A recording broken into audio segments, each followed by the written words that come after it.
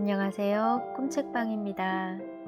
오늘은 1982년 초등학교 6학년 6월의 일기를 이어서 낭독하겠습니다. 산골 소녀의 집에서 키우던 소를 팔았습니다. 썰애질할 때 말을 잘 안 듣던 소이지만 막상 헤어지고 다시는 못 본다는 생각을 하니 마음이 서글퍼진다고 하네요. 소도 집을 떠난다는 것을 아는지 서글퍼하는 것 같다고요.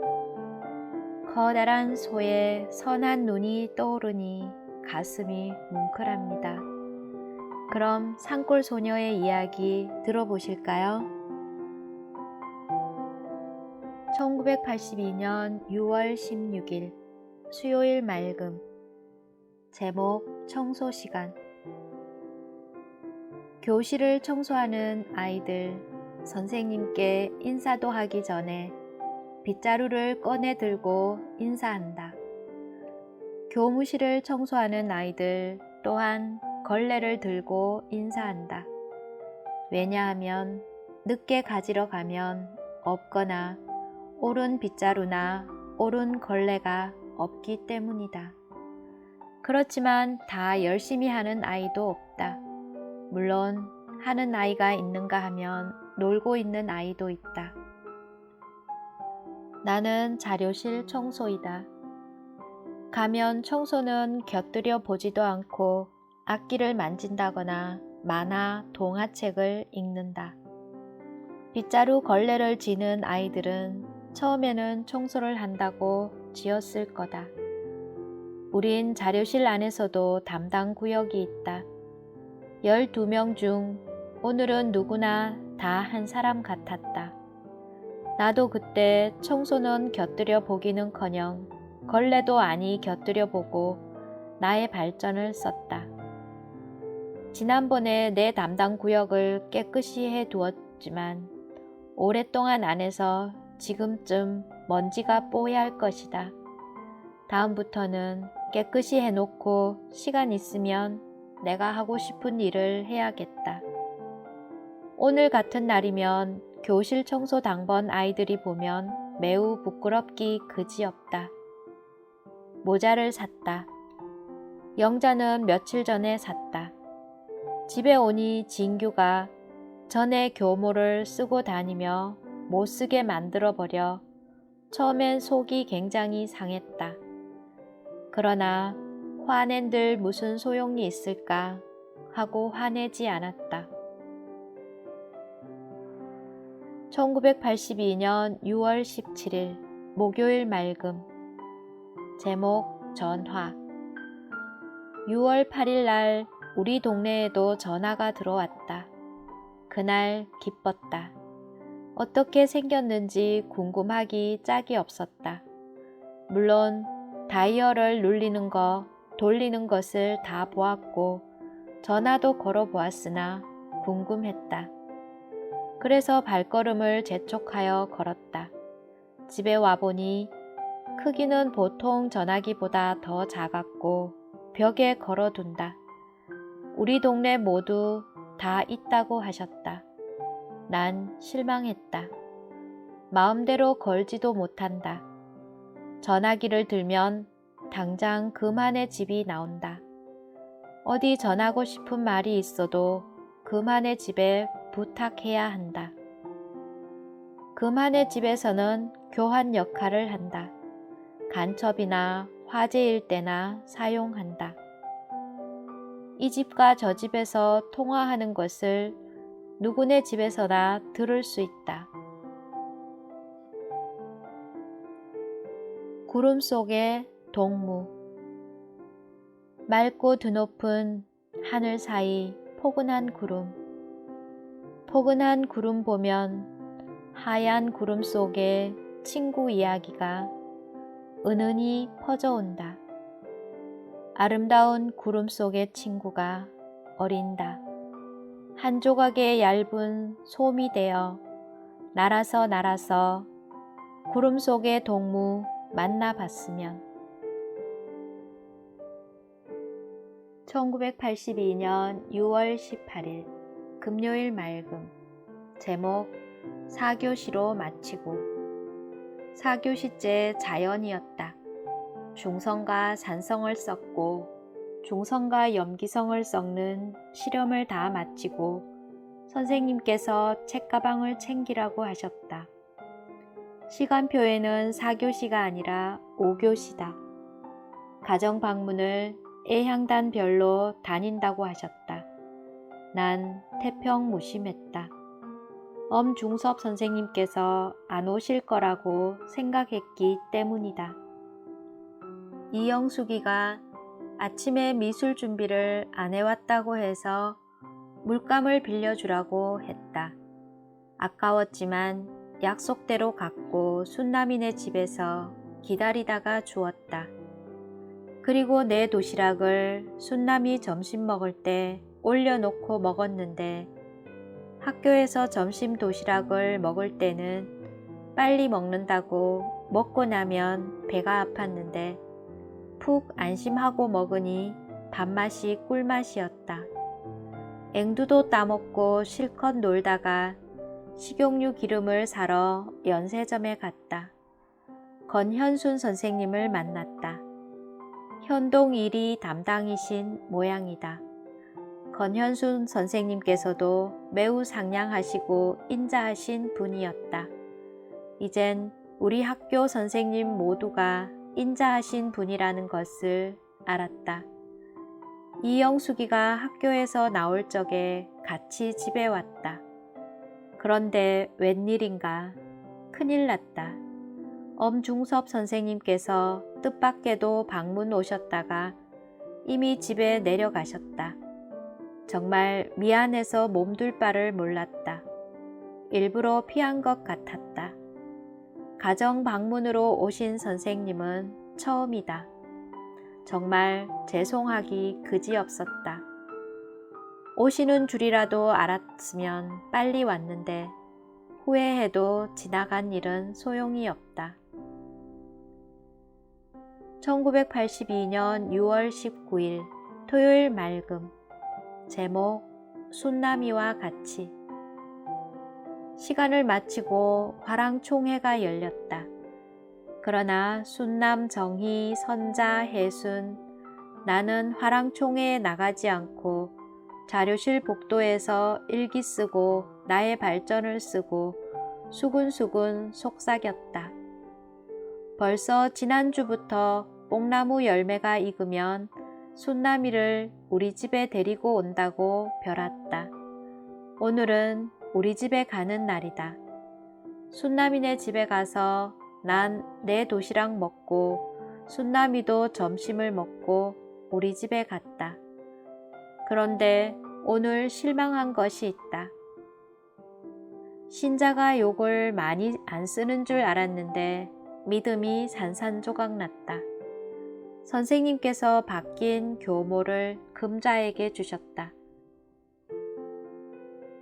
자료실 복도에서 욕을 아주 많이 썼다.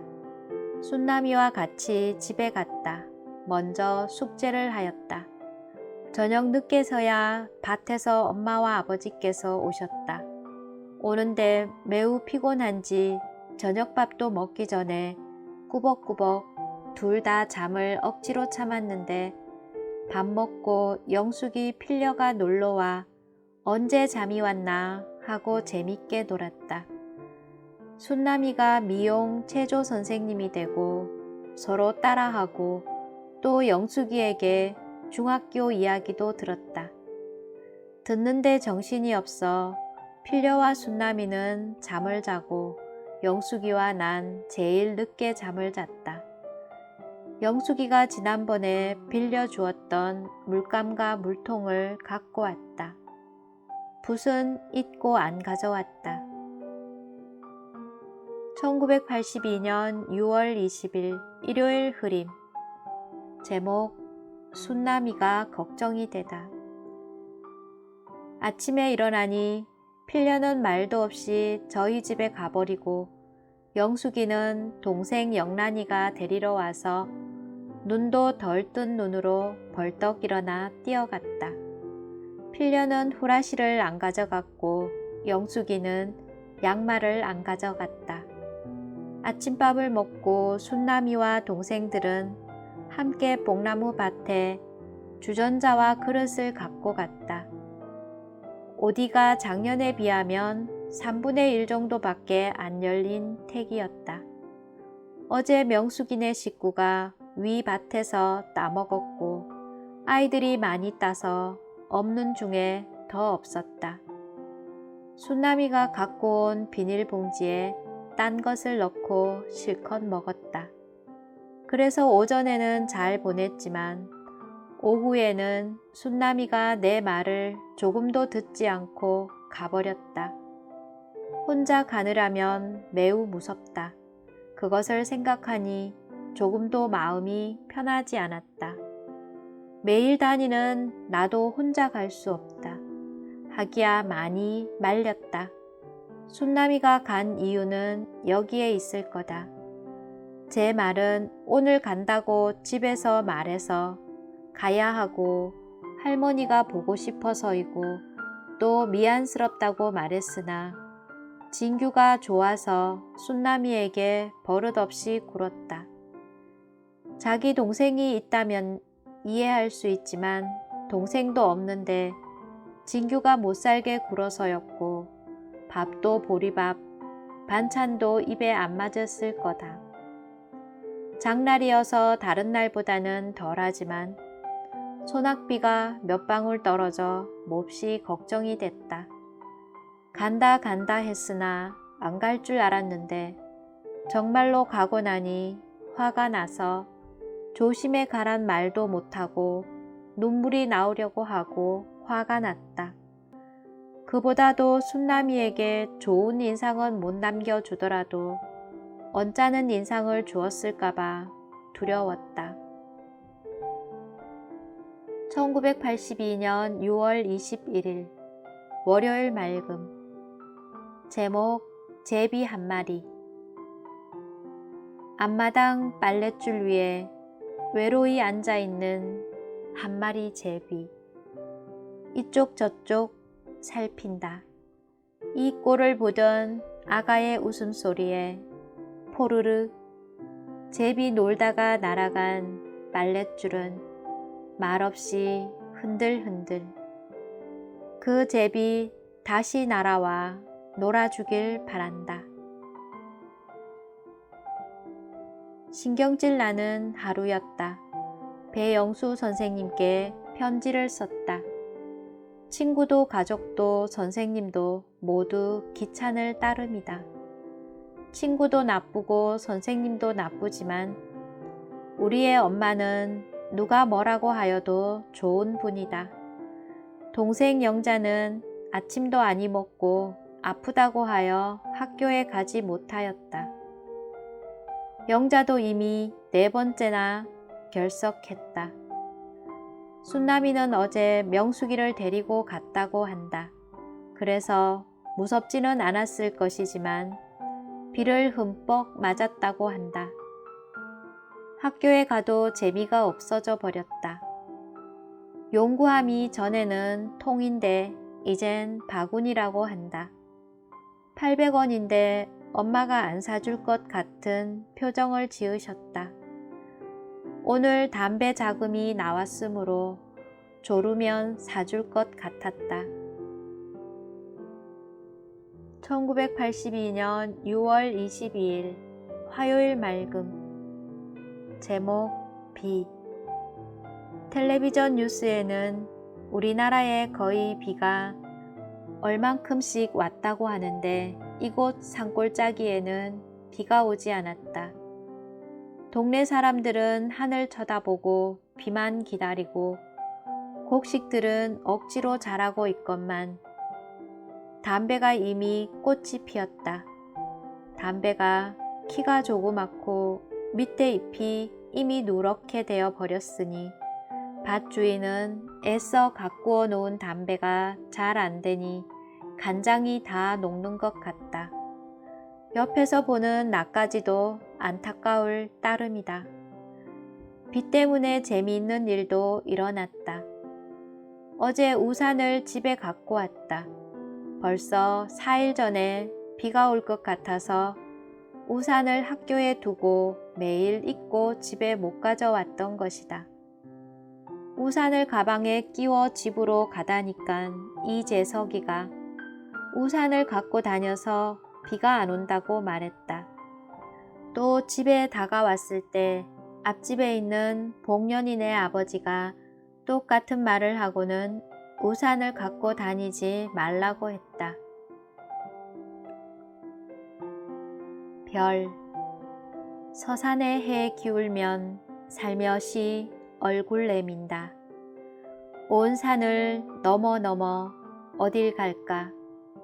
한 고개 넘으면 반짝, 두 고개 넘으면 반짝반짝 자꾸만 빛난다.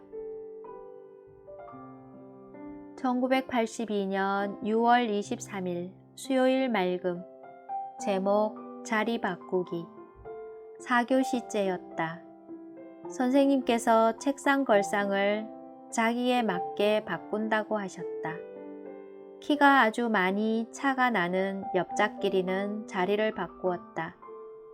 바뀐 아이들 중에는 우는 아이가 많아 5교시째 선생님께서 인심만 잃었다고 하시며 쪽지에 자기가 가장 안고 싶은 사람 2명을 적어내라고 하셨다.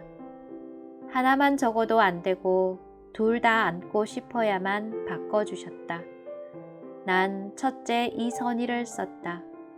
왜냐면 장난을 치지 않을 것 같았다. 자연적 장난을 안 치면 공부 시간에 공부에 더 열중할 것 같았다. 이것은 나의 이익을 위해서인데 아이들은 더 좋게 말한다. 또 내가 안 앉으면 혼자 앉아야 될지 모른다. 둘째는 이정원이를 썼다. 이정원이는 첫 번째 옆짝이었다. 정원이가 나에게 부탁했다. 써달라고. 또 나도 써달라고 하여서 써주지는 않는다. 정원이는 모든 것을 내하고 비슷하게 하려고 하므로 나는 자연적 글씨는 애쓴다면 더 잘 쓰려고 힘쓴다. 그래서 결국은 이선희와 앉게 되었다. 모르는 것도 가르쳐 줄 겸 잘 사귀어 보겠다. 방공에 대한 글짓기와 포스터 그리기를 했다. 선생님께선 나에게 글짓기를 하라고 하셨다. 집에 와서 글짓기를 다 하고 그림을 그렸다. 포스터를 집에 오면서 머리가 터질 듯한 걸 참고 조금 후에 생각난 것이 끊어버리자 38선이었다. 1982년 6월 24일 목요일 맑음. 제목 부러움. 혼자 집에 가려고 걸음을 옮겨봤으나 무서움이 돌았다. 그래서 웅크리고 앉아서 숙제를 하는 데까지 하고 또 공기를 하고 놀았다. 하늘은 비가 곧 쏟아질 듯이 먹구름이 끼어 있었다. 그때 명숙이 삼남매가 왔다. 엄마가 하나에 300원씩 주고 배지밀 한 병씩 사주고 연필 깎이도 100원짜리 한 개 사주고 내일 옷도 사주고 빵떡도 하고 호떡도 굽어준다고 했어. 나는 멍하니 말도 못하고 부럽기만 했다. 또 마을에 다 왔을 때 집집마다 떡 냄새, 젖 굽는 냄새가 코를 쑤셨다. 침이 꿀꺽 넘어가도 눈 꼭 감고 지나가 버렸지만 집에 와서 엄마에게 한풀이를 해버렸다. 그랬더니 엄마가 나를 기쁘게 해주었다. 내일 장에 가서 떡 해온나. 그러니 너무 부러워하지 마라 라고 말씀하셨다. 내일이 단오이기 때문에 모두 떡을 한다. 우리 마을에 올해는 그네를 못 맨다고 한다. 짚이 조금도 없기 때문에. 방공 포스터와 글짓기를 어제 해오라고 했다. 포스터와 글짓기 둘 다 하여 학교에 가 보았더니 순남이와 순이는 얼마나 잘 그렸는지 내 포스터를 보다가 그 애들 포스터를 보니 부끄럽기 짝이 없었다. 1982년 6월 25일 금요일 맑음. 제목 꿈 이야기. 아침에 엄마가 학교 늦다고 잠을 깨웠다. 무서운 꿈을 꾸고 있었다. 내가 꾼 꿈은 다음과 같다. 여기는 북한이었다. 좌우로 산이 둘러싸여 있고 산과 산이 만나는 곳에 골짜기가 생긴다. 그 골짜기에 다 낡은 초가집이 한 칸 있었다. 여기에 엄마, 나, 아버지, 동생 영자, 동생 진규가 살았다. 그런데 우리 집은 집단 농장에 나가 일을 하지 않고 앞마당의 닭과 조그만 밭에 채소를 가꾸어 심는다. 나 또한 학교에 나가지 않고 아침, 점심, 저녁은 충분히 감시원이 매일 갖다 준다. 우리 집에서 그 골짜기로 자꾸 가면 나만이 있을 것 같이 아버지는 탈출할 기회만 잡고 탈출할 준비를 하셨다. 난 이미 눈치채고 붙들리면 죽는 것도 안다. 마음이 조마조마했지만 입 밖에 낼 수가 없었다. 어느 날 우리 식구에게 아버지 혼자 남한으로 탈출한다고 하셨다. 엄마는 말리지도 아무 말 않고서 조심하라면서 눈물만 흘리셨다. 진규는 이제 7살, 영자는 8살, 나는 12살이었다. 진규는 아빠 가면 안 돼. 나도 아빠 따라갈 거야. 하고 울었다. 그때 감시원이 무슨 일로 찾아왔다. 겁이 덜컥 났다. 눈물을 닦고 앉아 있었다. 감시원은 왜 우냐고 엄마에게 물었다. 나머지는 다음에 써야겠다.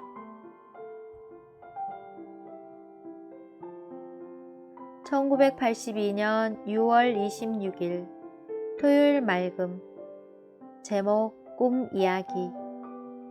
엄마는 말문이 꽉 막혀 처음엔 말을 하지 못하고 더듬었다.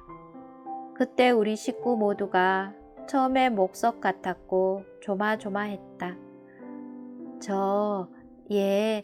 아이들이 싸워서 야단을 쳤더니 뭡니까? 막내는 자기 편을 안 들어준다고 울지 않겠어요? 감시원은 고개를 갸웃거리다가 알겠다는 표정으로 나갔다. 이제 숨을 돌이킬 수 있었다. 우리 식구는 모두 눈물을 흘렸다. 그리고 한 달이 지난 어느 날이었다. 아버지께서 우리 식구들이 한 곳에 모인 자리에서 우리 식구 모두와 같이 탈출한다고 말씀하셨다. 엄마, 나 모두가 말리지도 도망가자고도 아무 말도 할 수 없었다. 주먹밥을 싸서 밤의 어둠을 타서 도망을 갔다. 골짜기를 타고 자꾸자꾸 내려갔다. 어느 날 밤엔 어느 동네에까지 가게 되었다. 밤에 걷고 낮에는 산에 숨어 있었다. 잠시도 마음을 놓고 쉴 수도 울 수도 걸을 수도 없었다. 주먹밥도 한 개를 하루에 우리 식구가 먹어야만 했다. 이젠 주먹밥도 다 떨어져 갔고 엄마와 아버지는 잘 먹지도 않았다. 나지기의 산에 숨을 곳을 찾았다. 산비탈에 구덩이가 있었다. 그곳에서 쉬기로 하였다. 엎드려서 밤이 오길 기다렸다. 그때 한 아이가 구덩이를 지나가게 되었다. 들키면 우리 식구는 죽는다. 아이는 모르고 지나가고 마음이 놓이려고 하는데 진규가 잠을 자다가 깨어나 아빠 하고 잠꼬대를 해버렸다. 그 아이는 고개를 갸웃거리다가 그 자리에 서 있다 다시 되돌아왔다. 그러고는 사방을 살펴보고 우리를 발견하고 동네를 향해 달려갔다. 1982년 6월 27일 일요일 맑음. 제목 꿈 이야기. 이제 큰일 났다. 우리 식구들이 사형 선고 날과도 같았다. 어쩔 틈도 없이 우리 식구 모두가 다른 곳으로 숨으러 갔다. 그러나 얼마 못 가서 붙들렸다. 그런데 이상하게도 외양간에 붙들려가 죽는 날만 기다렸다. 외양간에는 소가 없어 깨끗한 편이다. 마음을 가다듬고 난 북한 놈들에게 죽기 싫어 조금의 음식도 먹지 않고 굶어 죽기로 했다. 그렇게 아프게 죽기는 싫었다. 마음을 비우고 아무 생각도 없이 엎드려 있었다. 이상하게도 이곳에 우리 반 아이와 우리 동네 아이들이 있었다. 재작년에 우리 동네에서 살다가 제산으로 이사 갔다가 다시 고향으로 이사간 월순이 언니가 밤에 죽을 끓여 가지고 왔다. 나는 그때 언니에게 내가 늘 아껴오던 식물 채집한 것과 우표 모은 것을 주었다. 여기서 이틀이 지난 후 산에 불이 났다. 진규가 불을 보러 나갔다가 멀리 가서 진규를 데리고 오려고 갔다. 바깥 산이 닿는 곳에서 몇 발 떨어진 곳에 소나무에 진규와 숨어 있었다. 그때 동네 사람과 같이 정원이 미숙이가 지나가다가 우리를 보았다. 앞에 가는 동네 사람들에게 소리 질렀다. 사람들은 달려와 우리가 도망가려고 한다면서 진규와 나를 끌고 외양간에 떠밀었다. 아무리 죽으려고 해도 뜻대로 이루어지지 않았다.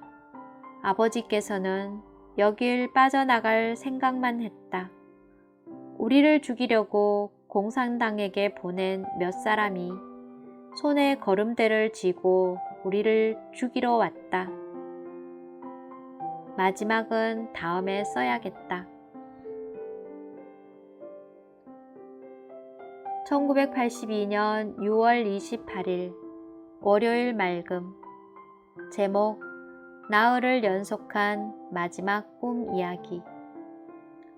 아무리 죽을 것을 각오했지만 무서웠다. 온 전신에 땀을 뻘뻘 흘리고 있었다. 그 사람은 할 말이 없느냐고 물었다. 난 딱 잘라 말했다. 그 사람이 걸음대를 위로 치켜들었다. 난 비명을 지르며 잠이 깨었다. 지금 생각해도 가슴이 두근두근 뛴다. 이것으로 꿈 이야기 끝이다. 김석원이가 전학을 갔다. 누나를 따라서 서울로 간 것이다. 전부터 간다고 해도 생각지도 않고 아무 말도 안 해주었지만 오늘 간다고 하니 기분이 좋지는 못했다. 5학년 때는 내 옆짝이었다. 마지막 첫 시간 도덕이었다. 2교시째 인사를 할 때 생각났다. 졸업식 날 준다고 한 돈 10원을 못 주었다. 그래서 누가 석원이에게 편지 쓸 때 돈 10원을 넣고 미안하다고 써야겠다고 생각했다. 자연 시간이었다. 실험을 하는데 비커에 물과 수산화 나트륨을 섞은 컵을 춘옥이가 쏟았다. 화는 내지 않았지만 선생님께 말씀드렸다. 왜냐하면 무슨 방도를 알아서 우리도 실험을 해야 되기 때문이었다. 남진이가 저희 분단하고 남은 것을 주어 고마웠지만 춘옥이에게 미안하기 짝이 없었다. 매미. 우리가 바위에 앉아 쉬면 얘기하면 커다란 낙엽솔 나무에 매미 날아와 운다. 우리들 이야기에 매미 우는 소리 장단 맞추고 우리가 바위에서 일어나면 매미가 포르르 날아가 버린다. 친구가 없어서 그렇다. 1982년 6월 29일 화요일 맑음. 제목 체육시간. 아침에는 마치 비가 곧 쏟아질 듯 했는데 점심 먹고 난 다음에는 햇님이 기운이 생겼는지 몹시 따갑게 내리쬐었다. 사회 수업을 3교시, 4교시, 5교시 3시간 동안 했다. 6교시에 체육 뜀틀 위에서 앞구르기 시험을 쳤다. 10점이 만점이고 6점이 최저 점수이다. 연습을 많이 했지만 난 넘지 못했다. 아무리 온 정신을 쏟고 넘으려고 해도 되지 않고 아이들의 웃음만 얻었다. 못 넘으면 6점이다. 난 끝까지 못 넘어 6점이다. 뜀틀이 원수 같았다. 집에 왔을 때 큰언니가 왔다. 집에 오는 도중에 아이들에게 듣고 계속 뛰어갔다. 형부는 오지 않았지만 기뻤다. 명숙이가 나에게 부탁했다. 오늘 선생님이 한 것에 대해 일기 좀 써줘. 선생님이 윤주타기의 무슨 일을 명숙이에게 퍼뜨렸나 안 퍼뜨렸냐 하고 물으셨다. 그래서 명숙이는 안 퍼뜨렸는데 물어서 울었다. 내 아무리 명숙이를 미워하는 것은 사실이다. 명숙이 성질이 난폭하다. 아니지, 못됐다. 더구나 우리가 집으로 가는 길과 집이 가까우면 가능하다고 볼 수 있으나 그 반대이다. 누구든지 그렇게 믿고 있다면 이번 일을 오해를 풀어야 한다고 생각했다. 1982년 6월 30일 수요일 흐림. 제목 우리 집 소. 6월의 마지막 장날이다. 동해의 일로 선생님께서 동해 엄마나 아버지께서 장에 오셨으면 학교에 좀 오라고 해달라고 명숙이와 나에게 부탁하셨다. 그래서 7월 2일 날 시험 친다는 걸 알면서도 하는 수 없이 장에 가서 찾아다녔다. 누가 옷을 사도 참외, 복숭아, 옥수수, 토마토를 먹어도 꾹 참고 옆작 선이와 같이 장을 헤매다 교문이 있는 곳으로 오자 동현의 아버지께서 서 계셨다. 말씀드리기가 싫었는데 마침 금화가 이야기해서 마음이 더 편했다. 합창부는 봉화 음악 경연 대회에 나갔다. 비가 곧 쏟아질 듯 하더니 집에 다가왔을 때 뚝뚝 떨어지다 뚝 그치고 말았다. 집에 가니 소를 팔았다. 104만 원에 팔았다고 한다. 우리 마을의 소를 거의 다 팔았다. 그래서 소장사 아저씨께서 다 못 몰고 간다고 우리 소도 아직 데리고 가지 않았다. 아무리 소가 썰애질을 할 때 말을 안 들었어도 막상 헤어진다, 다시는 못 본다는 생각을 하니 마음이 서글퍼지려고 했다.